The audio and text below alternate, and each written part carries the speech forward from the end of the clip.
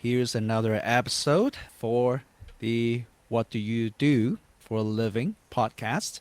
Actually, today is a little bit different because I have Riley Damen joining me. He is currently a third year University of Calgary student. So instead of what do you do for a living, it's actually what you study. That's the new series of my podcast. Thank you for joining me, Riley. Yeah, it's a pleasure to be here. Thank you for having me. Okay, let's start right away. So, can you tell us a little bit about what department, what program you are studying at the moment? Yeah, so I study at the Schulich School of Engineering at the University of Calgary, and I'm in a brand new program, so I have to explain this one quite a bit, but it's called Sustainable Systems Engineering. If I had to summarize it, I would say it's a combination of environmental engineering with systems engineering, and sustainability is like an overarching theme throughout the program. Environmental engineering, you may have heard of. The way I think of any engineer is someone who uses a skill set and scientific baseline to solve problems in society. So, an environmental engineer is someone who uses science and technology to solve environmental problems. So, that includes like water resources, waste management, like renewable energy, and like site remediation, that kind of stuff. Systems engineering, it's a little bit newer, but it is an established discipline that takes a bit of a step back and it's a more holistic approach. So if you think of a complicated system like a building, like you have the electrical, the HVAC, the structure, like the piping, and systems engineering, it's less concerned with the intricacies of each node and more about what's going between the nodes, what's coming into the building, what's going out, and how can we improve the efficiency, how can we reduce the costs, how can we reduce the pollution coming out, maybe, can we harvest the sunlight energy hitting the building for heating, stuff like that. So that's how I would describe systems engineering. And of course, sustainability, it's a bit of a buzzword nowadays, I will admit. And you can go to university, they'll be like, oh, you can take a class in sustainability. And what you do in that class is you just learn about the world's problems.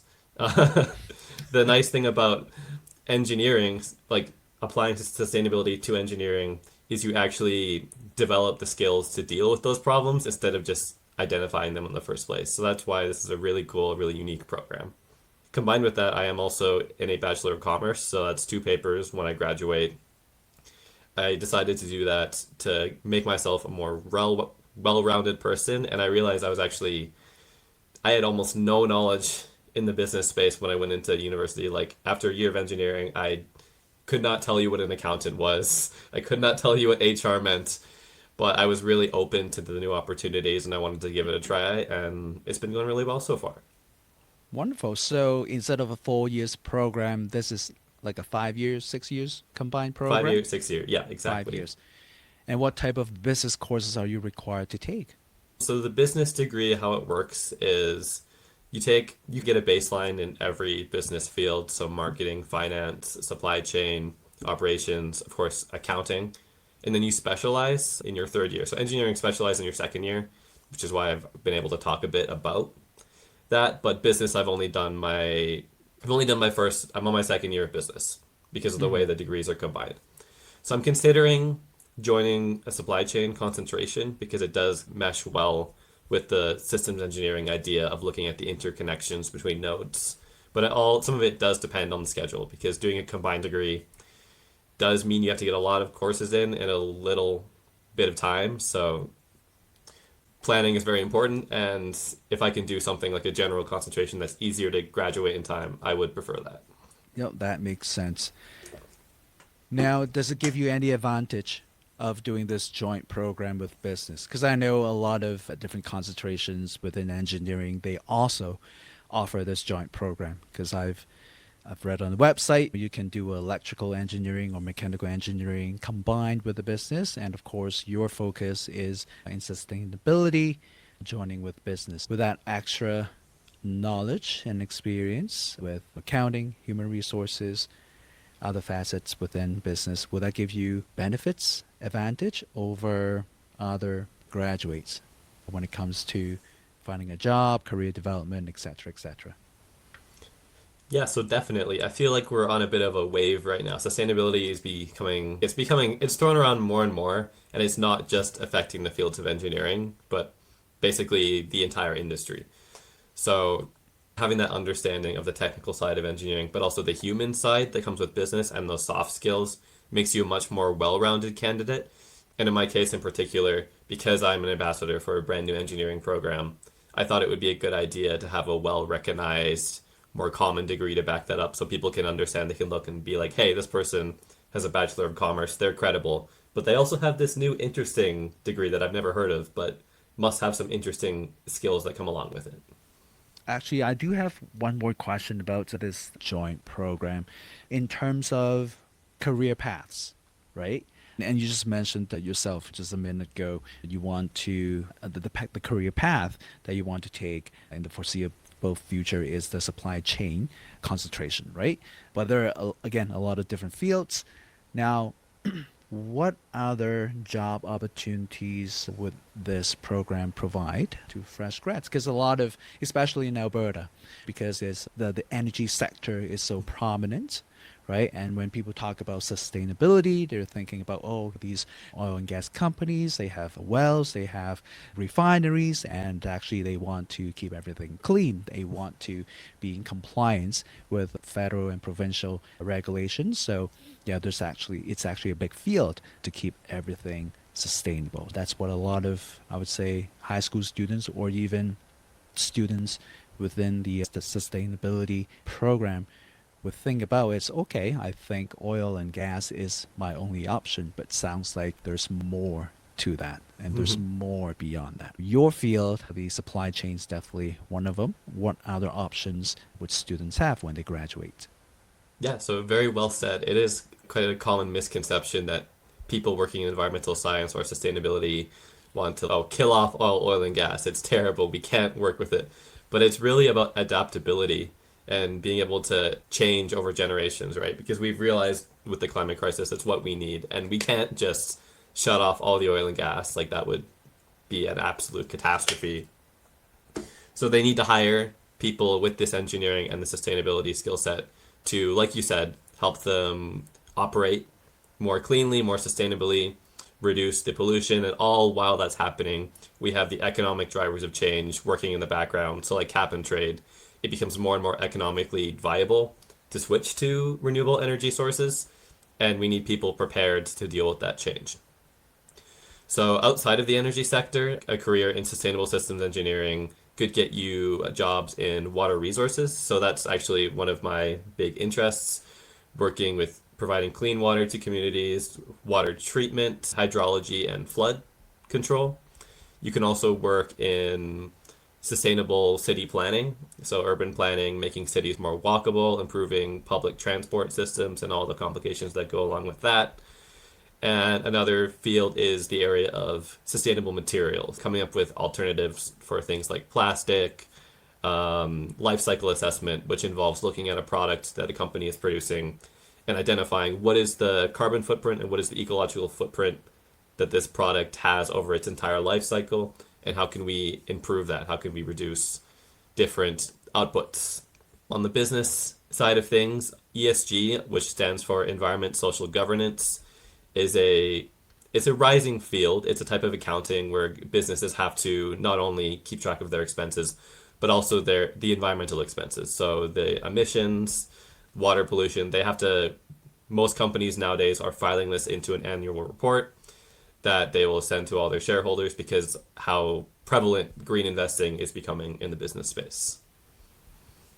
Cool. So it sounds like this program definitely provides a lot of knowledge, academically at least, to students to stay, I wouldn't say general, but it sounds like the type of skill sets that are transferable to a lot of different sectors and perhaps in a lot of different geographical areas as well, right? So would you say that, excuse me, so would you say that for a lot of U of C grads from this program, they can actually apply jobs from all the other cities within Canada or even outside of Canada? Like these kinds of sets would be transferable.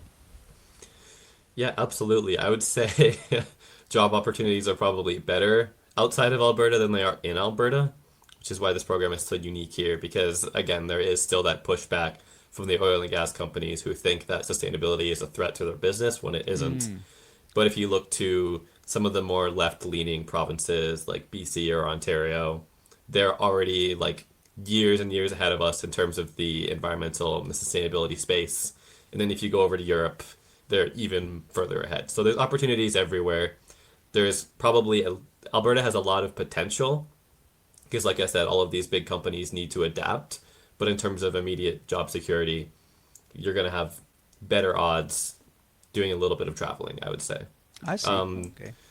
I've spoken with lots of different engineering companies, and it is a bit of a consensus that the field as a whole is becoming less specialized, which might sound a little counterintuitive, but basically what they mean by that is yes, we need specialists who know the exact science of a transistor or the exact material of piping, but we also need someone who can overlook all of that and properly manage a project by understanding the general aspects of each area, which is again that systems engineering approach that I mentioned. Got it. Okay. Thanks. Actually, that's new to me. I thought Alberta would be the prominent spot for fresh grads in this program, not knowing that actually BC and Ontario or even Europe would provide even more opportunities. That's great to hear for a lot of up and coming graduates. Now, Riley, I'd like to take you back to high school. All right. All right. Yes, when you were still a little boy. No, well, I mean, you're still young, just a few years ago.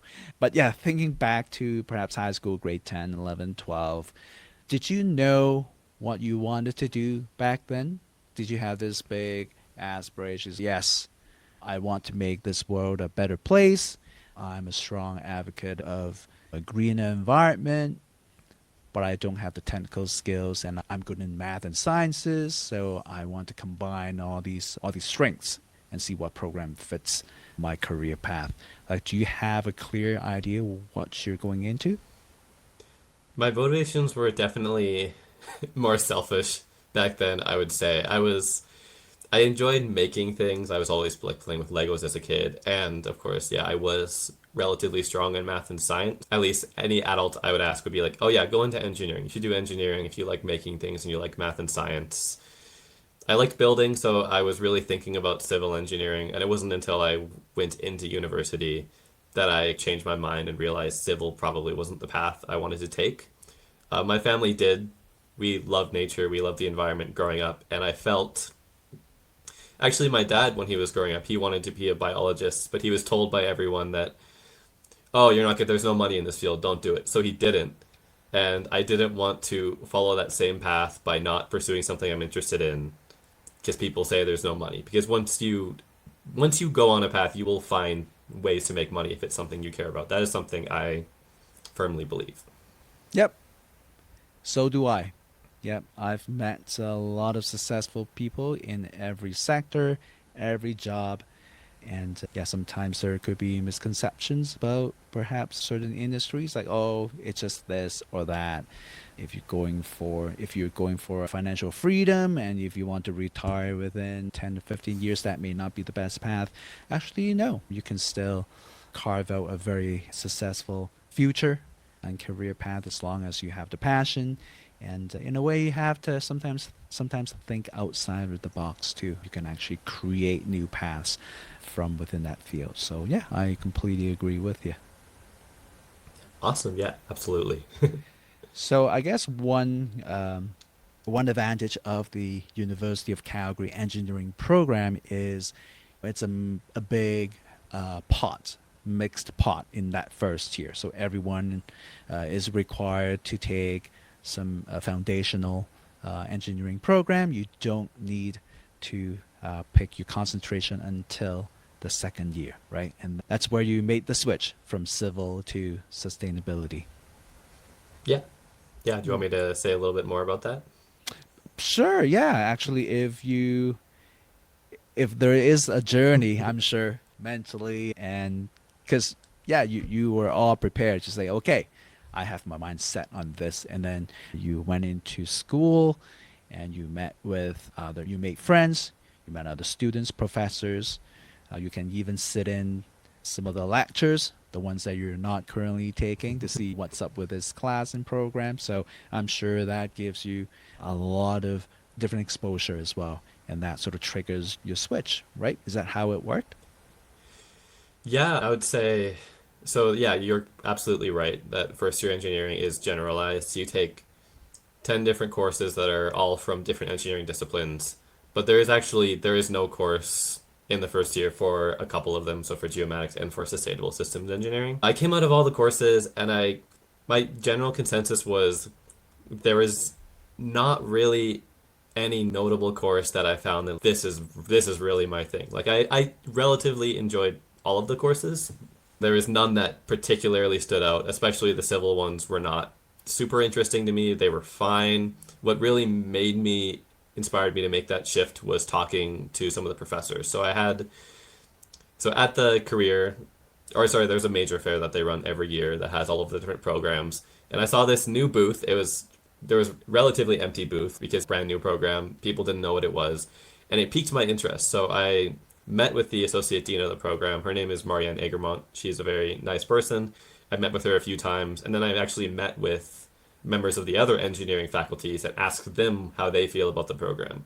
So I got general consensus of the perspective of it from different external sources, and in the end I realized, yeah, I think this is something worth pursuing. This is something I'm interested in, and I think it's going to be a lot more meaningful of my career to be part of something new like this than to just be lost in the crowd of civil engineers, which is what I believe would have happened if I did that. This really inspired me to meet some really cool people that I think will last like a lifetime, those Yeah. relationships. And I think a lot of the young listeners should take note on this. You have to stay inquisitive. You have to actually, even when you're in university or colleges, you have to start networking, right? And that provides you all these opportunities to meet with different people, learning about new fields and programs. And who knows, you may actually change your life, just like how it did to you, Riley, right? Because if you hadn't stopped by that empty booth the other day, if you didn't reach out to the program representatives or the professors, you would have never found out. Yeah, absolutely. And I think networking, a lot of engineers are not good at networking. They don't like talking to people. They like to hide in their corner. And then they finish their degree and they're like, hey, why is no one hiring me? It's because you haven't differentiated yourself at all. And I think networking, first of all, being in this brand new program is a massive differentiation factor for yourself. But just talking to people, talking to professors that you're interested in, like the vast majority of professors love to talk about what they do, and they will befriend you pretty fast if you show some interest. Like now I'm in my third year, but I'm already like really close with some actually quite influential professors, the kind of people that news outlets will ask to do a little speech about when the water main breaks in North Calgary. So it's really cool to have those people Mm. under my belt and to be so close with them. And I think that opens a lot of job opportunities once they look at my experience and they see that name and they get that reference. Yes, and actually that applies to research projects as well. For a lot of science students and engineering students, it's quite it is important actually in addition to maintaining good grades in school. You have to have at least one or two researches or at least volunteer at your professors under your belt, right? It just looks better. It makes you look more well-rounded and more with more hands-on experience as well. If you have these researches and you can actually leave it or add it in your resume. Yeah, having a good relationship with your professors. And before summer begins, or spring, actually, maybe right around February or March, you can start approaching these professors like, hey, do you guys have a grant this summer for any project? Do you have any space for me to help out? Paid or not paid, doesn't really matter. It's the experience that counts. For sure, yeah.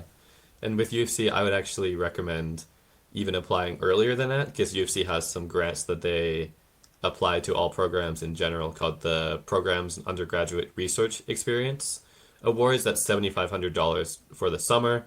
So if you really like what a professor does, just talk to them. It's very likely they'll have some openings Hmm. and you get some really good experience under your belt. Do you want me to talk a bit more about my experience with the Yes, summer research? Yes, actually, I am aware that you worked in the aquatic ecology lab, right, as one of the research assistants. I believe it just happened this past summer. So, yeah, if you can tell me a little bit more about, that'll be awesome. Yeah, of course. Yeah, so I worked as part of a transdisciplinary research project between the Faculty of Science and the Faculty of Engineering, all about the health of the Bow River. So my specific role was looking at creosote, which is a coal tar derivative that is contaminating a specific site downtown. So we took samples along the Bow River, we sent them to a lab for analysis, and we developed an overview, a profile of how this compound, which actually there's a lot of cancer causing compounds in creosote. It's a mixture. We found okay conclusions that it was spiking right next to the contaminated site. Like Mm. remediation efforts are currently not effective in preventing this from entering the waterway. But even downstream, we went all the way down to the Siksika Nation because we were really interested in how this affects the community. And I actually presented the results to the community. There's a different source of creosote contamination that we identified downstream along the river, which will require further research. So, working with communities and working on research projects, it does take time. If you do summer research, just expect that you're probably not going to finish as much as you think you will because academia is a slow process. Hmm. But it's good to get that experience under your belt as well because this is what masters and PhD and just researchers in general are doing all the time. And that is Right. absolutely a career option, especially for anyone in science. It's a great way to pursue your interests in more detail. Yep. So I guess it's safe to say that you would not recommend anyone while taking a dip in the Bow River in a hot summer day and just take a sip of that water, right? Yeah, if they're right by the site, do not take a sip of that water. There are carcinogens in that water, but it does get diluted pretty fast. Yes. We were mostly concerned with the aquatic, like the invertebrates that live in that area and Right. how the effect Okay. on them. In terms of human health, we didn't identify any major concerns. Nothing newsworthy or anything, but just a Okay. little bit Good. worse than it should be. Okay. Canadian water or Alberta water is still relatively clean, right? Yes, actually, I want to talk about that a little bit because we're in a very important geographic location related Mm-hmm. to water here in Calgary. Just recently, the University of Calgary got named the world's first United Nations University Water Hub, and that's because we're upstream of one of the very important watershed, the Bow River and the Saskatchewan River watershed. It comes from the Columbia ice fields which is one of the only triple divides in the world, meaning there's a singular point where water Yep. will flow to three different oceans. Oh, So it's a wow. massive, massive place for water research, and anyone interested in water, I think, should definitely consider University of Calgary. It's one of the best spots, probably in the continent now, because of that recent development. If you want to do water research, Okay, and hopefully more investment, more money will go into that program and expand it. yeah, again, brand new, but United Nations, It, that's a big name. yeah, it takes time, definitely. Now, again, I want to take you back a little bit to grade 12. So right around this time, winter time, a lot of high school grade 12 students are busy, of course, trying to maintain their marks in school, but also they're busy applying to universities. Was yours pretty straightforward? Did you just apply to University of Calgary or did you try all the other universities as well? And what contributed to your decision staying in Calgary?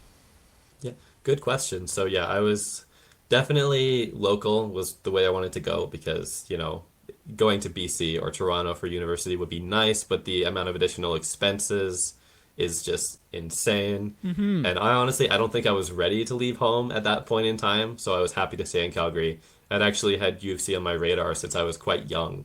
I went Right. on a field trip there back in grade three, and it just interested me ever since. Okay. In terms of my application process, it wasn't too crazy. I was a bit of a procrastinator, so I applied for U of C in January, and before I even got to finish my next application, like within 11 days or something like that, I had got the offer for Schulich School of Engineering, and I was like, okay, I'll go with this because this is what I've been wanting my whole life, right? So unfortunately, I don't have a ton of advice on people who are applying for lots of universities, but Mm-hmm. don't be like me, don't procrastinate. Get it done sooner than later. And I think this is like the one thing where your grade 12 marks really matter is applying for university. Most programs do have an admission rate. Engineering, I think it's like around 85. Education is Yes. around 90. Arts are closer to 60 or 70. Same with business. And of course, maybe if your grades aren't meeting that quota, you can always go to a polytechnic school like SAIT that often offer transfer programs to U of C, and you can still get your career path you're interested in. Exactly. University may not be the only choice for a lot of students, and through my work, I get to meet a lot of students and families, and that's the only common advice that I give to all students and families. There's no right or wrong path. It all depends on your goals, right? There are many different ways to get to the same result. So it just maintaining the work ethic, the consistency, that's key to success. Absolutely. Now, on that note, Riley, I want to touch on the topic about how to stay in school or in university, especially the engineering program, because it's, first of all, it's very demanding, right? And it's reflected in the competitive average to get into that program. As aforementioned, it's sitting at the high 80s year after year. I believe at a certain point, perhaps during or right after COVID, he has reached 90% as the competitive average.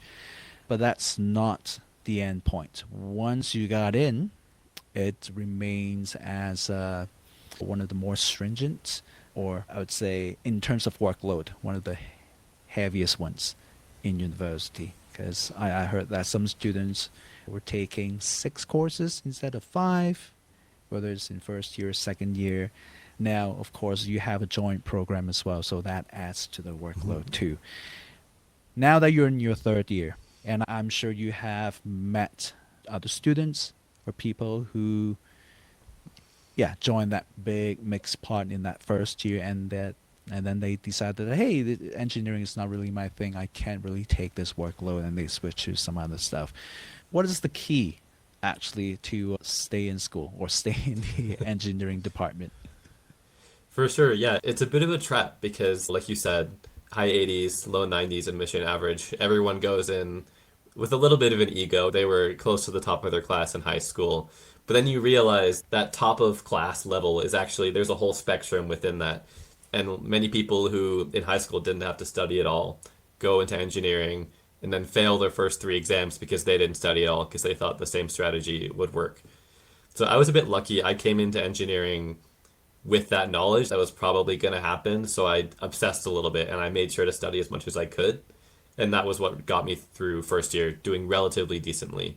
It's a famous quote that when you enter an engineering program, they're like, look to your left, look to your right.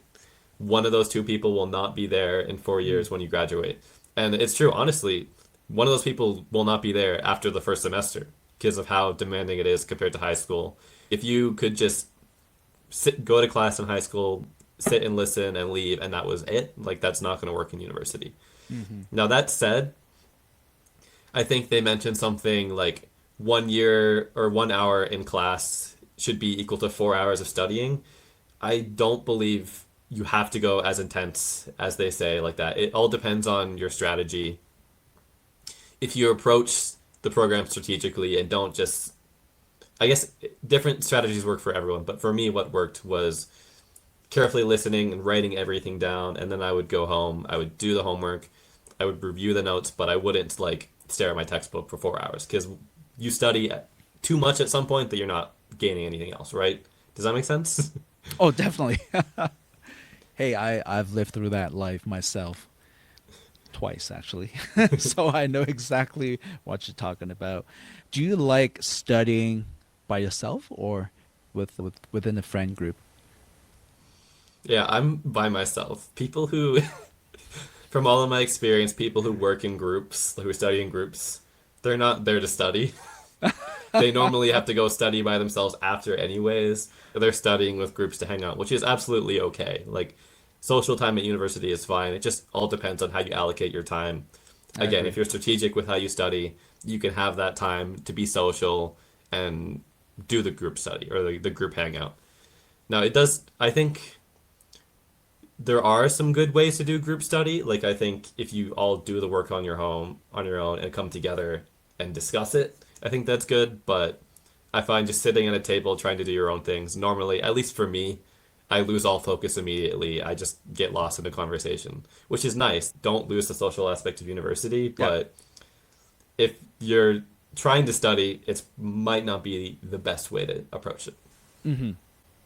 Yep, definitely to each his own. And I believe to a certain extent, it depends on what programs, what classes you're studying for. Yeah. Again, because of your unique position, sitting on two programs, you must have a unique perspective as well on engineering students versus business school students. Yeah, I would say students in business school, the demographic for business is very similar to the demographic for high school. So you'll see the same the same portion of the nerds, the jocks. You'll see the same it's reminiscent of the high school crowd.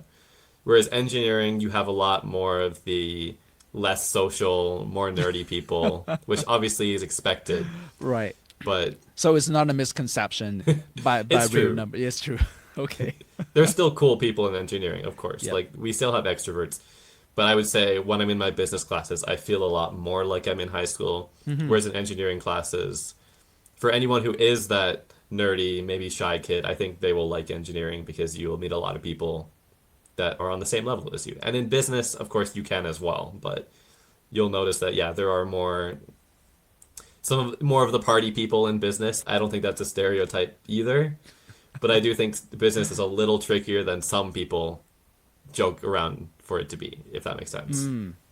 So you wouldn't say business school management courses are easier than engineering courses. Like you wouldn't agree with that statement, right? I would say it's a different kind of difficulty. You could say it's easier in some ways, but it's not free, if that makes sense. You can't just go into business, not put in any effort, and expect to succeed. You still have to thoroughly understand the concepts, and even if the math is nowhere near as complicated as engineering, Mm-hmm. but what's complicated about the math in business is understanding the meaning behind the numbers. Because when you're doing accounting is primarily like addition and subtraction, right? Yep. But you have to make sure you're understanding what is going in, what's going out, like what's coming out of the company, and properly record that. Because yeah, you could give this addition problem to a fifth grader, right? But if they don't know what number goes where, they don't have that attention to detail that's required to be an accountant, they shouldn't expect to just succeed in business for free. Correct. Yeah, it's no joke. Business school or commerce. Yeah, the people coming out of that, they are very specialized in their fields as well, and a lot more perhaps group work projects, Yeah, for right? sure. Within that domain as well in business school. Yeah, it's not a 4 years party. You still have to put in a lot of effort and work to come out on top of it. So I think a common theme between engineering students and business students is there's a lot of them that are not there because they want to be there, but are either there because they have no idea what they want to do with their life, or they're there because their parents forced them to go into a professional degree. And obviously everyone's at home situation is different, but I encourage against that. I think it's much better to pursue what you're interested in than to go into business because you don't know what to do with your life. Because people who do that are the people that go into business and they don't care about what they're learning, and then they fail in business and they're like, "Hey, why am I failing?" It's because you didn't want to be here in the first place. You shouldn't force yourself to go into an industry you don't want to, and you shouldn't. You're an adult, right? You don't necessarily have to do everything that your parents are pushing on you. And like we said before, it's possible to make your own path in any degree field.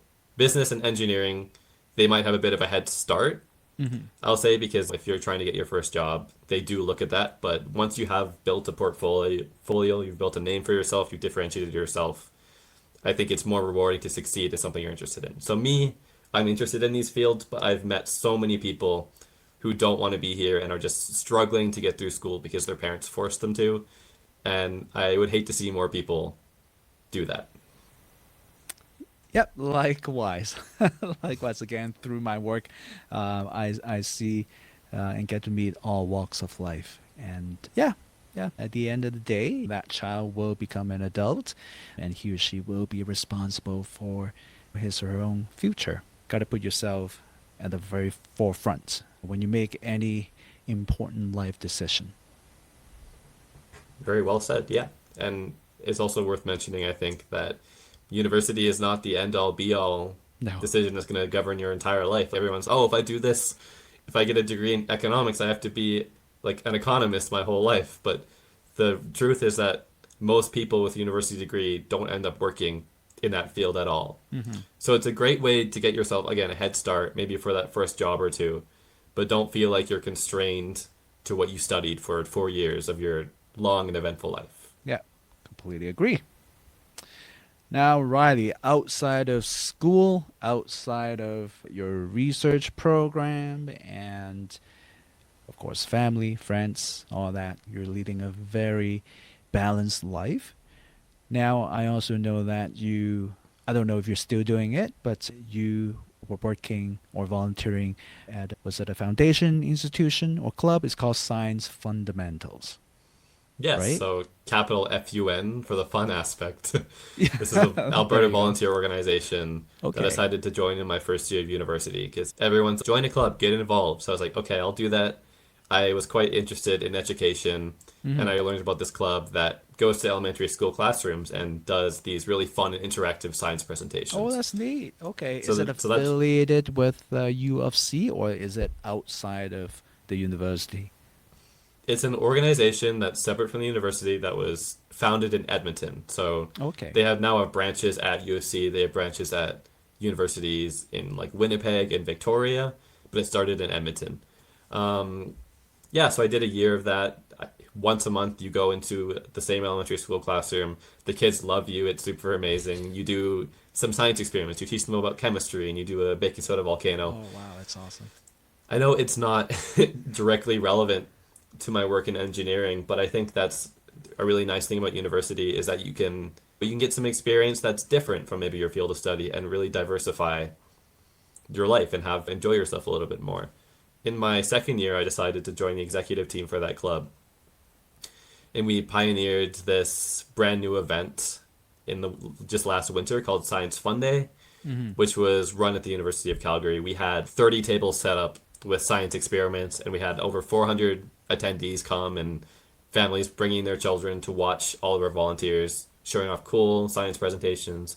We had a few industry members there showing off like robotics or little fun activities in STEM like 3D pens.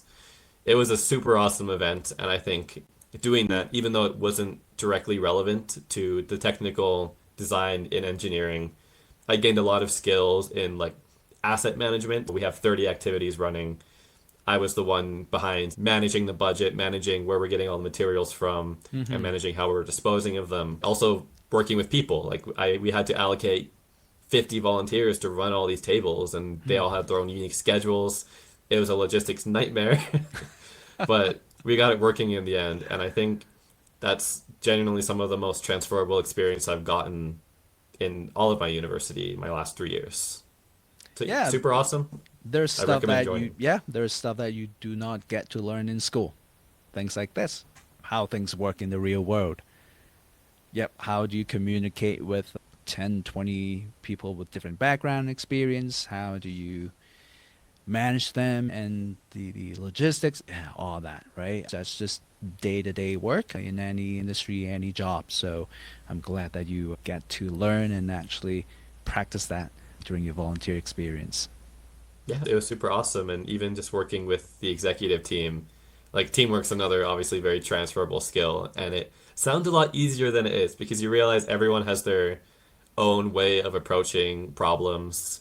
Some people are a lot more active, other people are more Hmm. passive, Yep. and you have to strategically approach that in a way that the passive people are not doing nothing and everyone's staying in communication, and that you're resolving conflicts while respecting what could be going on in the other team members' lives, like if, say, they're not contributing as much as you expected them to. I learned a lot in conflict management working on that team as well. Any team's going to have difficulties, so it's Yes. great to get involved in something like that early so you don't go into industry and get angry when you're realizing how people work together because it's not always super smooth, right? Oh no, it's never ever. Yeah, we all have different strengths and weaknesses, and just imagine putting a team together with all these people with different backgrounds. and to work in harmony takes a lot of skills. And there are good days and there are definitely bad days. So again, I'm glad to hear that you get to see and actually practice a little bit of that even before going into the industry. I would assume that's something you would strongly advocate for young people to do, whether in high school or during the post-secondary education, right?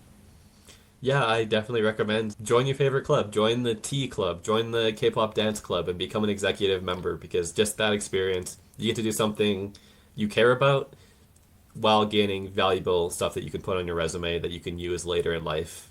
It's one of the only opportunities in your life that you'll get to do this kind of thing is in university or college. Wait, there's a K-pop dance club? Yeah, actually, one of our coworkers at the company is an executive for that. Oh, that's awesome. There's definitely a club for everyone. Yeah. Now, Riley, where do you see yourself in 5 years and then in 10 years? In 5 years, that's going to be relatively fresh in the field of engineering. Yeah. Like I said, I really care about water resources. That's where I've done most of my professional experience so far.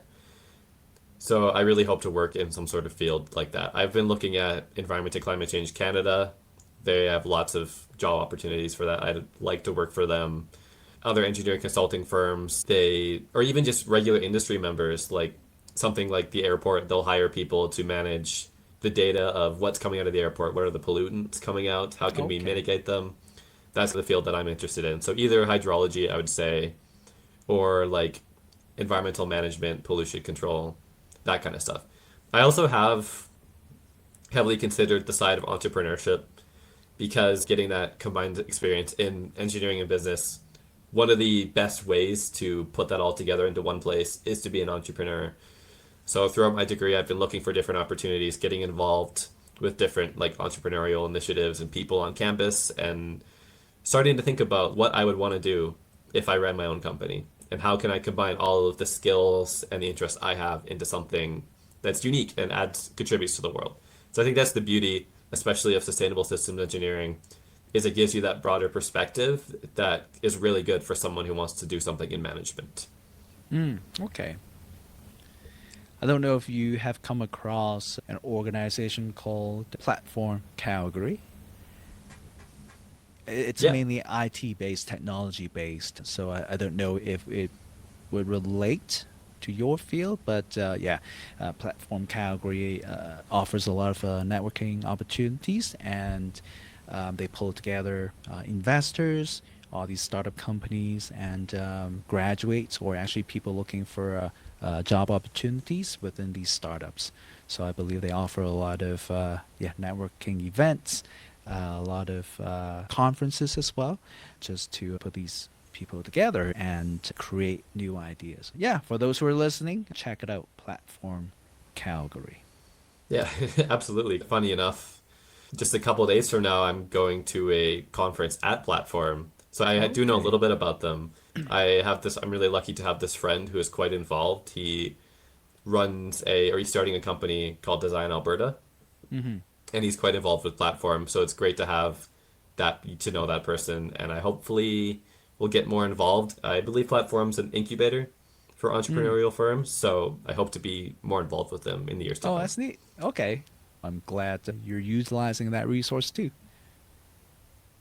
Yeah, there's stuff out there. There's information out there. Again, as a student, as a soon-to-be graduate, you just have to go and get it. Expose yourself, right? And to be inquisitive. Now, Riley, do you want to stay in Calgary to develop your career, or you're thinking about working abroad? That's a great question. So I've definitely been exploring lots of international opportunities. Right now, I'm probably going to do an internship in Calgary just to see the expenses, but I really am I'm really am down to increase my perspectives, like to expand my worldview by traveling. So Mm-hmm. just a few months ago, I traveled to northern Canada to learn about remote living, remote communities, and the unique challenges. And very likely next year, I'm going to be traveling to the south, so over in Costa Rica, Oh, wow. an engineering design club I'm currently involved with. is doing some stuff there. So I'm going to learn about how small communities live in Costa Rica and how that's so different from what we're used to in Calgary, right? Mm-hmm. I think the really nice thing about sustainability is it is a global challenge, right? People across the world are working to solve problems in sustainability. So I think there's so many opportunities, and I would absolutely be open to travel for that. So it's a little early to decide where I want to travel, but I think it's definitely on the radar. I think I would enjoy that more than sticking down low, which I know is some people's life plan. Yep. To Mm-hmm. each their own. Exactly. But yeah, if you can afford it in all aspect, time and budget and everything, of course that those need to be considered. But if For you sure. are given an opportunity to work abroad a little bit, maybe not permanently, yeah, definitely. I Why would don't take it. you? Yeah. Yeah, definitely. You're still young, right? Why not? Yeah, before the commitments just weigh your shoulders down. It's okay. I can't do this. I can't do that because I have all these commitments now. Yeah, so yeah, right off school, and you're fresh, you're energetic, you have all these ideas and aspirations. Uh, yeah, do them. Follow your dream. So if you can afford it, yeah, do Yeah. that. As someone who loves education, I know there's opportunities to teach English abroad that are open to almost anyone. That's definitely something I'm considering, even though again, it's outside the field of engineering. I think that experience is so valuable to just influence all the decisions you make in life. Yeah. Getting that dose of a completely different part of the world. Mm-hmm. Yes, I agree. Now, of course, we talked about your short-term goal, a little bit of a midterm, not short-term, because we talked about 5 years, right? Where you see yourself in 5 years. What about in 10 years? Because a lot of people within the IT sector or engineering, they see the shiny title of management or managers. Oh, I want to become a manager in 10 years and just overseeing projects and managing people without doing a thing. That is a misconception, by the way. Being a manager is difficult. You don't not do anything all day. Just that a lot of things go behind the curtain. That's perhaps junior level person may not see. But is that actually your career goal? Do you want to move up that managerial ladder, or do you prefer technical and stay technical? I would say management's definitely on the radar. I would be able to talk a little more about it after I gain more of that professional Yeah. experience from internship. But I think, as I've mentioned before, especially the combined experience with business and the systems engineering really sets one up well to work in a place like that and to do a better job than someone who, hey, was just an electrical engineer and has worked up to management and is now trying to run all these civil and chemical and mechanical engineers and has no idea what they're doing. Someone in a systems engineering degree is much more suited, I think, for project Yeah. management. So I think down the line, that's definitely something I'm interested in. And I Hmm. think if I do choose to take that entrepreneurial path, yeah, absolutely, that leads itself to management. But that Okay. there, it's managing a whole company, which is different than managing one location. But Yeah. Yeah. yeah, and even further down the line, honestly, I think I would be interested in going back to teaching, maybe doing graduate school and becoming a professor. But Mm. that's so Okay. far down the line, like I'm not going to do that right out of school for sure. Yes. What about MBA? Would that be one of the options too? It depends. Maybe if I did it at a more accredited university, but I think with Mm. my undergraduate, with my combined degree, that's going to be enough for me, at least for a Yeah. while, because it's a lot Hmm. of schooling. Yep. But I think graduate school someday could be a possibility. I want to leave that open. I'm not going to say no to any of that at this point in my career, which is Yeah. still very fresh. I'm sure it's also important to start making some real money and pay off that student loan as well. Yeah. That's okay. We're about to wrap up this podcast. Riley, is there perhaps 1 to 3 people whom you can nominate, somebody whom I can interview next? And if you can send me their contact information afterwards, that would be much appreciated. Yeah. Do you want me to name them right now? Perhaps a name and the role or position they're currently at right now, or perhaps a student. Yeah, so I think the friend I mentioned who's involved with Platform in Design Alberta, his name is Adley Azam. I think he would be a great candidate. I have so much respect for him. He's done a lot. He just graduated last year. I think he'd have a lot to say. I'm also well acquainted with a Master's of Education student. His name is Emmanuel Amaichi, and he's very in the entrepreneurial space. He works in research for a company in Nigeria that actually brings education to remote communities Okay. that don't have access to schooling. So it's called Street to School. They drive around a little van, I believe, and they bring classrooms to these communities. Okay. Okay. One other Well, person, yeah. I'd be happy to connect you with some graduate students or professors. I know they're quite busy, so maybe in a less busy season, I'm sure some of For them would be sure. interested to talk about their experience as university professors. Like I mentioned, especially in the water space, I'm quite familiar with some people that the news might reach out to if there's a big water break in the city. So I think they would be cool to talk to as well. That's awesome. I really look forward to be able to connect with them and have a chat, a deep dive, just like what we did right now. Thank you again for your time, Riley. It's been my pleasure spending the last 60 minutes with you. And I hope all this information that we have discussed today would be useful for a lot of young people, youths, and especially university students as well, perhaps in their first year, second year in engineering, or perhaps in other programs, and they actually want to pursue engineering. And yeah, your info gives them a little bit of insight of what they should be expecting, and of course, the future career paths and options as well. So thank you again, Riley. Thank you so much. It was great to be here, and yeah, I hope you have an amazing week. Yes, yes, you too. All right. We'll see you soon. Thanks. See ya. Bye.